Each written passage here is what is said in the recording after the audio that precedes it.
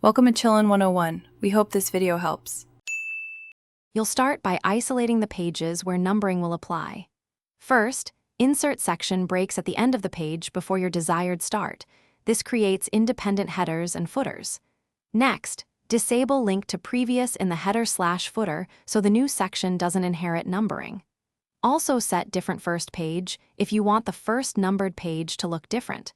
Once done, you'll be ready to place customized page numbers only in the target section of your document. Now insert page numbers inside the isolated section.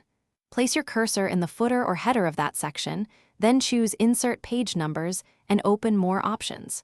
From there, pick the position and check Start At to set the exact starting value. This is how you skip front matter or start at page 1 later. Make sure link to previous remains off so numbers don't propagate backwards. If you want different formatting, use Insert Page Number, and then format page numbers to choose Roman. Finish by reviewing every section to confirm numbering appears only where intended.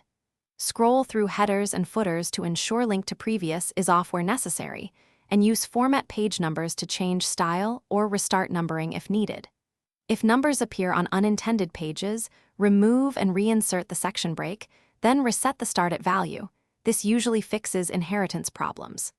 One tip: when sharing, export to PDF to verify pagination remains consistent across devices and viewers. Thanks for watching. Consider subscribing if we helped you.